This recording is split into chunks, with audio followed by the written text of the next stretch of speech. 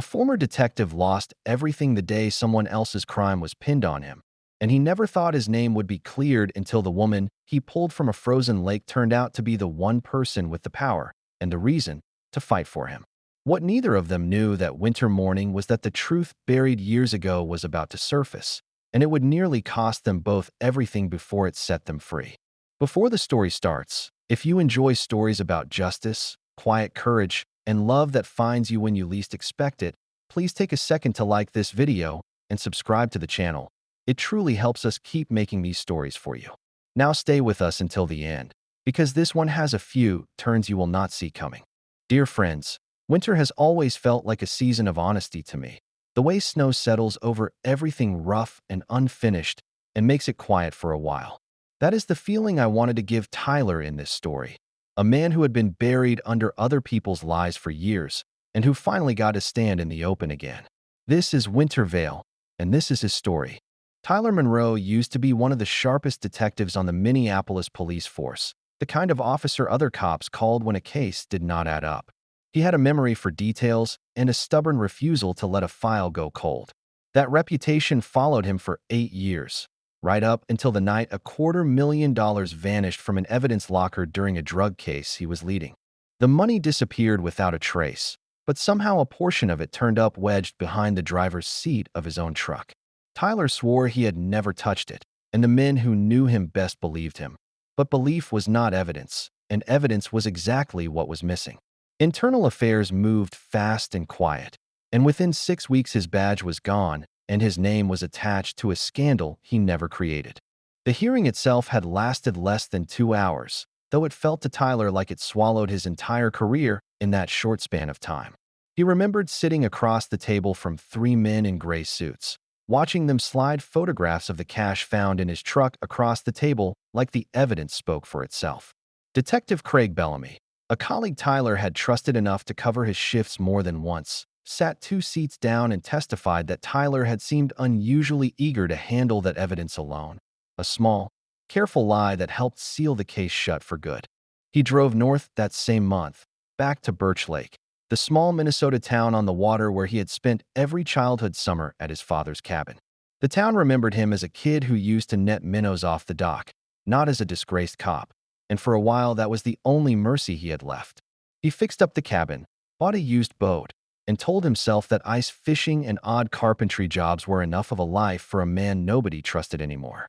3 winters passed that way, each one colder than his patience for the injustice he carried. Tyler woke before sunrise most mornings, poured coffee into a dented thermos, and walked down to the dock while the lake was still black and the sky had not decided what color it wanted to be. He told himself the anger would fade eventually, but some mornings it sat in his chest like a stone he could not put down. The cabin itself had belonged to his father, a quiet mechanic who taught Tyler to bait a hook before he could tie his own shoes, and who used to say that snow was the one thing in Minnesota that never lied about what it covered. Tyler had buried him 2 winters before the frame job even happened, and some nights he found himself talking to the empty chair by the fireplace like his father might still answer. It was strange, he thought, that the same white silence which had once felt like grief now felt like the only honest thing left in his life. That particular morning, the first heavy snow of the season had rolled in overnight, coating the pines along the shoreline in white and softening every sound in town to almost nothing. Tyler checked his lines, hauled in a modest catch, and steered the boat back toward the dock with his hands aching from the cold. He told himself, the way he did most days, that a quiet life was still a life, even if it was not the one he had planned. He sold what he could to the little market on Main Street and spent the rest of the afternoon splitting firewood behind the cabin. By evening, the loneliness had crept back in the way it always did, so he pulled on his coat and walked to Hank's, the only bar in Birch Lake worth calling one. It was the kind of place where everybody used your first name and nobody asked about your past, which was exactly why Tyler kept coming back. He had barely settled onto his usual stool when the door opened and let in a gust of cold air and a woman he had never seen in town before. She wore a long charcoal coat that looked like it cost more than his truck, and she carried herself like someone used to walking into rooms where people already knew her name. Her dark hair was pulled back loosely, a few strands escaping around a face that looked tired in a way makeup could not quite hide. She ordered a coffee, not a drink, and sat 2 stools down with a laptop she did not open, staring instead at the frost gathering on the window. Tyler watched her for a moment longer than he meant to, then caught himself and looked away, telling himself it was none of his business why a city woman was sitting alone in a fishing town in December. Curiosity won anyway, the way it always had when he was still a detective, and he found himself sliding onto the stool beside her. "Rough night," he said, more gently than he intended, and she looked up like she had forgotten anyone else was in the room. She studied him for a second, decided he was harmless, and offered a small, tired smile. "I am Ava," she said, "here to sort out some family business, nothing exciting." Tyler introduced himself and asked if the family business had anything to do with the old Whitcomb cabin on the North Shore, since strangers in Birch Lake rarely came for any other reason. Her eyebrows lifted in surprise. "My grandmother's place," she admitted. "I did not expect anyone to still know that name." "Small towns remember everything," Tyler told her. "It is usually the only thing we have plenty of." Ava laughed softly at that, the first real sound she had made since walking in, and for a moment the tired lines around her eyes eased. Up close, Ava had the kind of quiet, striking beauty that did not need to try. Deep green eyes, wavy chestnut hair, and a fair, delicate face that looked like it belonged in a boardroom rather than a fishing town bar. Tyler, for his part, still carried himself like a man who used to command a room, tall and broad-shouldered with closely cropped dark hair, a weathered jaw, and pale blue eyes that missed very little, even after 3 years away from the job. "So what does a family business trip look like for someone who clearly does not fish, hunt, or own a single flannel shirt?" Tyler asked, and Ava laughed again, this time without the tired edge to it. "Old habits," she admitted. "I read people for a living. It is hard to turn off even on vacation, and clearly you have picked up a version of the same habit somewhere along the way." Tyler kept his answer vague, saying only that he used to notice things for work too, though the way she studied him afterward told him she had already noticed more than he wanted her to. They talked for a while about nothing important: the lake in winter, the way the town shut down after the tourists left, the terrible coffee at the gas station on the highway. Ava was careful about what she shared, mentioning only that she worked in the city and needed a few quiet days to decide what to do with her grandmother's property. Tyler did not push, mostly because he understood better than anyone what it felt like to want a place where nobody asked too many questions. When she finally gathered her coat to leave, she paused and looked back at him. "Thank you for the company, Tyler," she said. "It has been a long time since anyone in a room did not want something from me." He did not know what to make of that sentence, but he nodded and told her to get home safe, since the roads iced fast once the sun went down. Snow was falling steadily by the time he walked back to his own cabin that night, and for reasons he could not name, he found himself thinking about her long after the fire had burned low. What Tyler did not know that night was that Ava had not told him everything. Tucked inside her grandmother's old roll-top desk was a folded note that had arrived by mail 3 days earlier and signed, warning her in blunt, typed letters to drop any interest in the shoreline property or regret it. She had told herself it was just an aggressive real estate agent trying to scare an easy sale out of her, the kind of thing her firm dealt with constantly in the city, and she had almost convinced herself of that right up until the morning everything changed. He woke the next morning to a silence that felt wrong before he even opened his eyes, the kind of stillness that made a former detective's instincts stand up straight. He was pulling on his boots when a scream cut through the cold air from the direction of the water, sharp and frightened and unmistakably real. Tyler was out the door and running before he had fully decided to move, his bare hands burning against the freezing air. Down at the public dock, 2 men in dark hoods were dragging at the strap of a leather bag while a woman fought to keep hold of it, her heels sliding on the ice-slicked boards. Tyler recognized the charcoal coat before he recognized her face, and something in him went cold in a way that had nothing to do with the weather. "Hey," he shouted, "let her go," and the sound of his voice was enough to make both men flinch and yank harder out of panic. One of them wrenched the bag free so violently that Ava lost her footing entirely, her arms pinwheeling as she went backward off the edge of the dock. She hit the black water with a sound like a door slamming shut, and then there was nothing but the ripples closing over the spot where she had been. The two men bolted toward the tree line without looking back, but Tyler barely registered them at all because he was already tearing off his coat. The cold hit him like a wall of concrete the instant he went under, driving the breath out of his lungs before he could even open his eyes. He forced them open anyway, kicking down through water so dark it felt like swimming through ink, until his hand closed around fabric and then an arm. Ava was limp when he pulled her against him, and the fear that shot through his chest was sharper than any cold the lake could throw at him. His lungs burned by the time he turned back toward the surface, but he barely registered it, focused entirely on getting her weight moving upward through water that seemed determined not to let her go. The current under the ice shelf tugged at both of them like it resented losing its hold on her, and for one terrifying second his numb fingers slipped on her sleeve before he managed to lock his arm around her waist instead. He kicked hard for the surface, breaking through with a gasp, and hauled her toward the dock with everything he had left in his arms. Getting her up onto the boards took every bit of strength he had built over 3 winters of hauling nets, and when he finally collapsed beside her, his hands were shaking too badly to feel his own pulse, let alone hers. He pressed 2 fingers to her throat and found a heartbeat, faint, but there, though her chest was not rising on its own. Snow had begun to fall again, fine and steady, settling on her pale face as Tyler tilted her head back and began the rescue breaths he had not needed since his academy days. "Come on," he muttered under his breath. "Come on, Ava." And on the 4th compression, she coughed up a mouthful of lake water and drew in a ragged, desperate breath.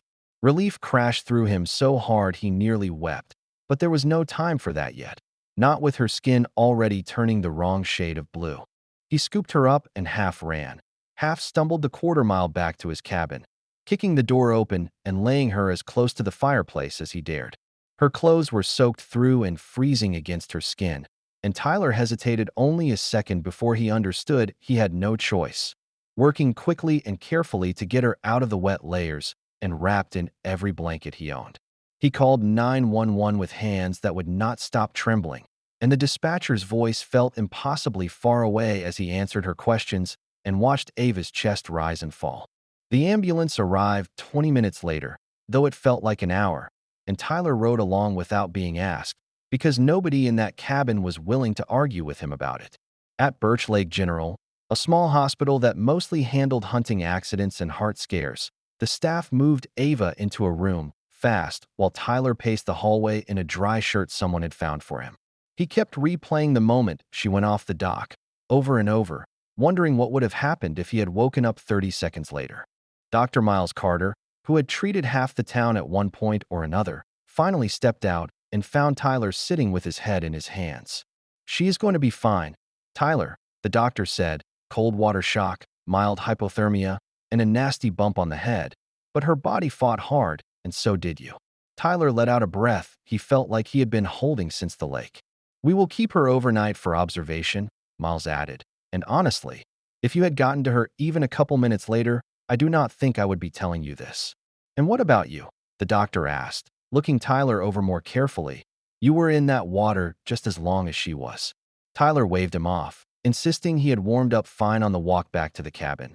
But Miles was not buying it, and made him sit long enough to check his pulse anyway, muttering that stubbornness was apparently a permanent feature of Tyler's personality and not just a phase from his detective days. Tyler thanked him quietly and asked if he could see her, and the doctor waved him through with a tired, knowing smile, the kind small-town doctors gave when they had seen this particular story before in different shapes. Ava was sitting up against the pillows when he walked in, pale but alert, her dark hair drying in loose waves around her face. "You again," she said weakly, and Tyler managed a small laugh despite everything that had happened in the last 2 hours. "I go by Tyler, not just you again," he said, sitting carefully in the chair beside her bed. Ava's expression shifted, something more serious moving behind her eyes. "They told me what you did," she said quietly, "that you went into that water without even thinking about it." Tyler shrugged it off the way he always did, but Ava reached over and caught his sleeve before he could deflect any further. "I mean it, Tyler," she said. "I do not forget people who save my life, and I am not about to start with you." Once she was discharged the next afternoon, Tyler drove her back toward the cabin she had rented near her grandmother's old property, the road still glittering with fresh snow along the shoulders. Ava was quiet for most of the drive, staring out at the white fields, until she finally spoke without looking at him. "Those men wanted my bag," she said. "Not my wallet, not my phone, my bag. And I keep asking myself why anyone in a town this small would care about a folder of old property documents." Tyler's instincts, dulled by 3 years of quiet, sharpened all at once at the mention of documents. "What kind of documents?" he asked, and Ava explained that her grandmother's shoreline parcel had recently drawn interest from a development company, and that she had been reviewing old paperwork to understand a boundary dispute before deciding whether to sell. It was a strange thing to steal for, Tyler admitted, unless someone very badly did not want those papers read by the right person. He offered to help her file a police report, and at the station the young deputy behind the counter asked the usual questions: height, weight, clothing. One of them walked with a limp, favoring his left leg like it had been injured before, Tyler said, and the taller one had a faded logo on his jacket, looked like an old auto parts store chain, the kind that has not existed around here in years. The deputy glanced up from his notepad, mildly impressed. "That is a lot more detail than most folks give me," he said. Tyler just shrugged and said he used to pay attention to things for a living, and the deputy, clearly having no idea he was writing down the observations of a former Minneapolis detective, went right on taking notes. Old habits, once they woke back up, did not go quietly back to sleep. That evening he stopped by Hank's again, this time with his old friend Joe Rutledge, who had known Tyler since grade school and never once believed the rumors that followed him north.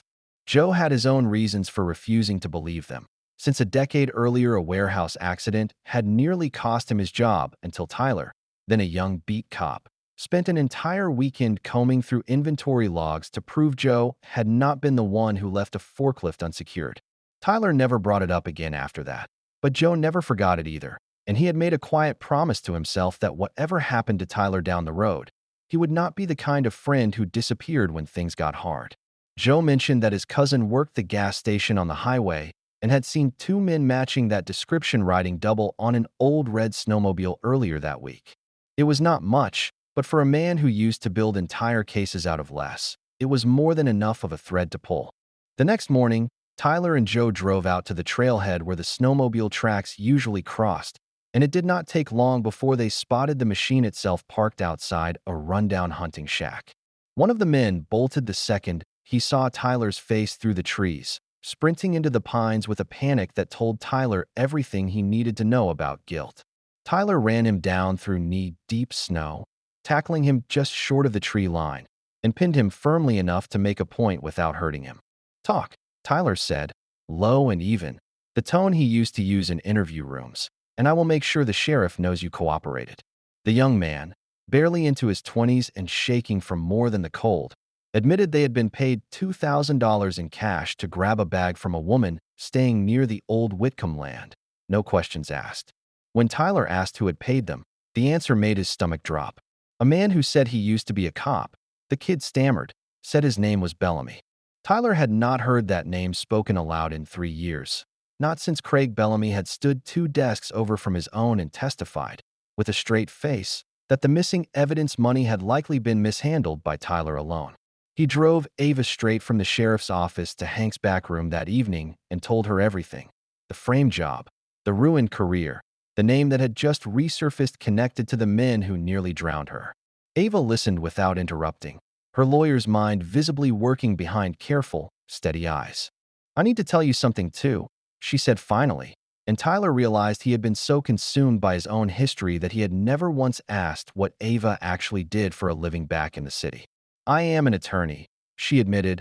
"I built my own firm from nothing after law school, and last year a business magazine ran a feature calling me a self-made millionaire, which honestly still feels like a strange thing to hear about myself." Tyler blinked at her, genuinely startled, though somehow it did not surprise him nearly as much as it should have. "That explains a few things," he said slowly, like why 2 grown men were willing to risk assault charges over a folder of paperwork. Ava nodded grimly and admitted that her firm occasionally handled property and corruption cases, which meant she recognized the shape of what Tyler was describing far better than an ordinary tourist would have. "If Bellamy is still on the force and still willing to pay men to intimidate people," she said, then whatever happened to you was never really finished. It just went quiet for a while. Over the following days, Ava used contacts most people in Birch Lake could not have imagined she had, including a cybersecurity specialist named Nina Alvarez who had helped her firm recover deleted evidence more than once before. Nina managed to pull archived security footage from the parking garage near Tyler's old precinct, footage that had supposedly been wiped years earlier during the original investigation. What the recovered file showed, frame by grainy frame, was Craig Bellamy himself placing a bag of cash into the back seat of Tyler's unmarked truck. Nina called Ava late that afternoon, her voice quick with excitement over the video call. I pulled the archive backup off an old off-site server nobody bothered to wipe, Nina said, angling her laptop camera so Ava could see the frozen frame on her screen. And unless Tyler Monroe has an identical twin in a police uniform, this is your guy putting a bag in that truck with his own hands. Ava leaned closer to the screen, her breath catching. Can you get me a clean timestamp on that? She asked, something a judge cannot argue with. Already isolated it, Nina answered, cross-referenced with the precinct's own parking log from that same night. It lines up to the minute. Ava called Tyler the moment the video call ended, her voice tight, with something between fury and disbelief. I have him. Tyler, she said. I have actual footage of him planting that money, time-stamped and cross-referenced. This is not circumstantial anymore. This is exactly what we needed. For the first time in 3 years, Tyler allowed himself to feel something dangerously close to hope, though the old detective in him knew better than to celebrate before the case was actually closed. Ava's father, Edward Kingsley, a respected prosecutor in Minneapolis with 3 decades of cases behind him, reviewed the footage personally once his daughter sent it over. He called Tyler directly, his voice steady and serious over the phone. Mr. Monroe, he said, my daughter tells me you pulled her out of that lake without a second thought, and now I have watched a video proving you were framed for a crime another officer committed. If half of what I am seeing holds up in front of a judge, we are going to get your name back. True to his word, Edward drove up to Birch Lake himself 2 days later instead of simply working the case from behind a desk in the city, arriving at Tyler's cabin with a thick folder under one arm and an expression far less formal than his reputation suggested. My daughter does not exaggerate when she says someone saved her life, he said, shaking Tyler's hand firmly at the door, and men like you do not come along often enough in my line of work. Ava stood in the doorway watching the two of them, and something in her expression looked almost as relieved as the day she first opened her eyes in that hospital bed. Before he left that afternoon, Edward pulled his daughter aside on the porch while Tyler made coffee inside, his voice softer than the courtroom tone she usually associated with him. You have not stopped moving in years, Ava, he said, ever since your mother passed, and I have watched you build an empire instead of a life. So forgive an old man for saying it plainly. This town seems to be doing something for you that Minneapolis never could. Ava did not have an answer ready, which surprised her more than the question itself, and she found herself glancing toward the window where Tyler was visible moving quietly around the kitchen. The investigation moved fast once a prosecutor's office got involved, faster than Tyler had dared to imagine after years of silence. Bellamy was placed on administrative leave within a week while Internal Affairs reopened the case, and for the first time since he had left the force, Tyler allowed himself to walk through town without feeling like every glance carried judgment behind it. Ava stayed in Birch Lake longer than she had originally planned, telling herself it was to help build the case, though both of them suspected there was more to it than paperwork. One evening, with the case paperwork finally set aside for a few hours, Tyler walked her down to the frozen edge of the lake where a patch of ice had been cleared for skating since before either of them was born. Neither of them had skated in years, and they spent more time laughing at each other's wobbling than actually gliding, snow drifting lazily around the string lights the town had hung along the shore for the season. For a little while, watching her laugh with her cheeks flushed from the cold, Tyler almost let himself forget that a man who had once ruined his life was still out there somewhere, unfinished business waiting in the dark beyond the light. Snow kept falling through those weeks, blanketing the docks and the pines and the quiet streets in a way that made the whole town feel like it was holding its breath along with them. Tyler found himself standing at his window some nights, just watching it come down, thinking that for the first time in years the cold outside did not match the cold he used to carry inside his own chest. Ava noticed the change in him too, The way his shoulders had started to sit differently, like a weight was finally shifting. Just when it seemed like the worst was behind them, Nina called Ava late one night with news that made her blood run cold all over again. Bellamy had not acted alone, and the money trail behind the original evidence theft led directly to a real estate development firm run by a man named Warren Castile, the same company that had been quietly pressuring landowners around Birch Lake to sell their shoreline property for a resort project. Tyler had been getting close to that connection years ago, right before the frame job ended his career and buried the trail for good. That meant the attack on the dock had never been random opportunism. It had been a direct order from Bellamy to scare Ava away from the exact documents that could expose Castile's dealings and reopen Tyler's case at the same time. Ava barely had time to process what that meant before her phone rang again, an unknown number this time, and a voice she recognized immediately as Bellamy's own. "Stop digging," the voice said flatly, "or the next accident near that lake will not have a happy ending for either of you." Tyler was at her rented cabin within minutes of her call, his jaw tight with an anger that had been building quietly for 3 long years. "That is a threat against a federal witness," he said, pacing the small living room, "and it just handed the prosecutor's office exactly what they needed to arrest him tonight instead of waiting for a hearing." Ava agreed, but insisted on calling her father first, refusing to let Tyler go anywhere near Bellamy alone given how personal this had clearly become for both men. But Bellamy did not wait for anyone to come looking for him. Barely 20 minutes later, headlights swept across the frosted window of Ava's rented cabin, and a heavy fist pounded on the door before either of them could reach for a phone. Tyler pushed Ava behind him and opened the door only enough to see Bellamy standing on the porch in the falling snow, his eyes wild and his coat unbuttoned despite the cold, looking like a man who had run out of options and patience at the same time. "You had to keep pulling at this," Bellamy snarled, shoving past Tyler's arm and forcing his way into the small entryway. "Some things are supposed to stay buried. Monroe, you of all people should understand that by now." Tyler put himself squarely between Bellamy and Ava, his voice low and controlled in a way that surprised even him. "Get out of this house, Craig," he said. "This ends tonight one way or another, and it is not going to end the way you think it will." Bellamy lunged forward and shoved Tyler hard into the doorframe, sending a lamp crashing to the floor as Ava scrambled back toward the kitchen for her phone. 3 years of anger and desperation gave Bellamy a wild kind of strength, but Tyler had spent 3 winters hauling nets and splitting firewood, and old training took over before fear had the chance to.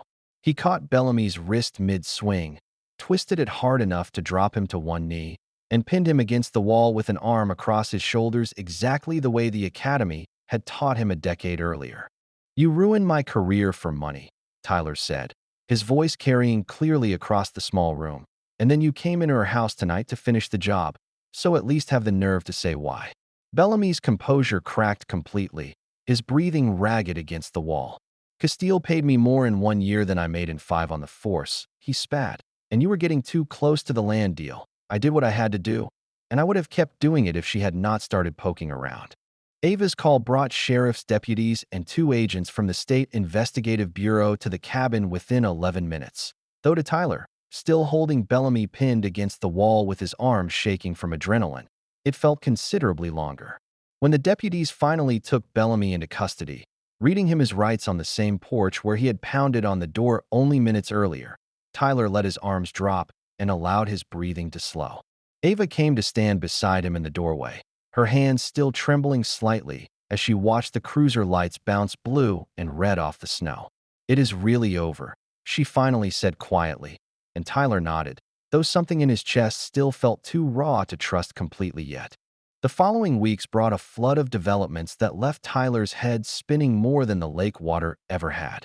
Bellamy's confession, combined with Nina's recovered footage and the financial records Edward Kingsley's office pulled from Castile's company, built a case strong enough that the district attorney moved to formally clear Tyler's name within the month. The badge he had lost was never quite the same badge again, but the department offered him a formal reinstatement with full back pay, along with a public statement acknowledging the wrongful termination. At the formal hearing where the wrongful termination was officially overturned, the presiding judge looked directly at Tyler before signing the order and said it was rare, even after decades on the bench, to see a case where the truth arrived late but arrived completely intact. Edward Kingsley, sitting in the gallery beside his daughter, leaned over and whispered that watching a corrupt case finally collapse under real evidence was the reason he had gone into law in the first place. Tyler barely heard either comment clearly, his eyes fixed instead on the small nod the judge gave him. 3 words finally spoken aloud that he had waited 3 years to hear. Charges fully dismissed. Joe Rutledge threw together a small gathering at Hank's the night the news broke in the local paper, and half the town showed up just to shake Tyler's hand, several of them admitting quietly that they had never once believed the old rumors anyway. Dr. Miles Carter raised a glass and told the room that Birch Lake had always known what kind of man Tyler was. They had just been waiting for the paperwork to catch up to the truth. Tyler stood in the middle of that noisy little bar, feeling something he had not let himself feel in years, something close to belonging again. A reporter from the regional paper showed up 2 days later asking to speak with both of them. And the story that ran that weekend carried a headline that made Ava groan and Tyler laugh out loud when he read it over her shoulder, calling her the self-made millionaire attorney who helped clear a wrongfully convicted small-town hero. Ava insisted she had only done what any decent lawyer would do with the right evidence in front of her. But the reporter pointed out, fairly enough, that plenty of people with far less to lose would have simply gone back to their comfortable lives in the city instead. Ava watched him from across the room with an expression Tyler could not quite read. Somewhere between pride and a quiet sadness she seemed to be trying to hide.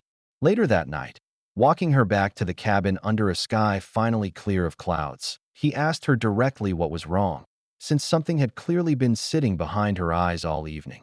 She admitted, after a long pause, that her firm needed her back in Minneapolis by the end of the week, and that she genuinely did not know what to do about the fact that she did not want to leave. Tyler stopped walking, and for a moment neither of them said anything, the only sound the crunch of old snow settling under their boots. "I built a career out of chasing the truth," Ava said softly, "and somewhere along the way I stopped believing anything simple could still be true, until I met a man who dove into a frozen lake for a stranger without even asking her name first." Tyler felt something tighten in his chest that had nothing to do with the cold, and he found himself reaching for her hand before he had fully decided to. "I do not know how any of this works," he admitted honestly, a fisherman and a millionaire attorney from 2 completely different worlds, "but I know I have not stopped thinking about you since the night you walked into that bar." Ava's eyes searched his for a long moment, and for the first time since he had met her, she let every careful, guarded part of herself go quiet. "Then maybe we stop overthinking it," she said, and closed the distance between them, kissing him there in the snow outside her grandmother's cabin like she had been waiting 3 years too, not just 3 weeks. Spring came slowly to Birch Lake that year, the ice on the lake cracking apart in long silver seams as the town thawed around them. Ava kept her firm running from a small office above the hardware store 2 weeks out of every month, splitting her time between Minneapolis and the cabin she had ultimately decided never to sell.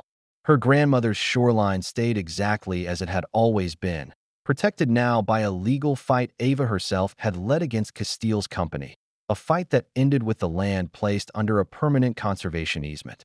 Tyler returned to work eventually, though not to Minneapolis, choosing instead a quiet consulting role helping small county departments untangle cases too complicated for their limited resources.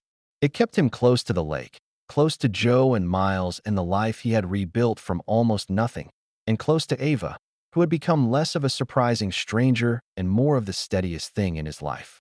On the anniversary of the day she nearly drowned, they stood together on that same dock, the water calm and the sky the pale gray of early winter returning. Ava looked out at the lake and then back at him, her hand finding his the way it always did now without either of them thinking about it. "I used to believe I had to save myself," she said.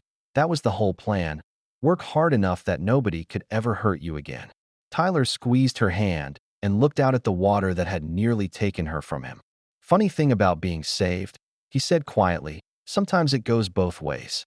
They stood there a while longer, the lake calm beneath a sky heavy with the promise of the season's first real snowfall. Both of them finally still after years of running in opposite directions from different kinds of pain. Whatever came next, the resort deals, the legal filings, the slow rebuilding of a reputation and a heart, Neither of them needed to face it alone anymore. And for two people who had spent so long being the one who saved everyone else, that alone felt like its own kind of miracle. If this story moved you even a little, let us know in the comments where you are watching from tonight. And if you believe good people deserve to have their names cleared eventually, hit that subscribe button before you go. We have another story waiting for you very soon here on Winter Vale. So stay warm, and we will see you in the next one.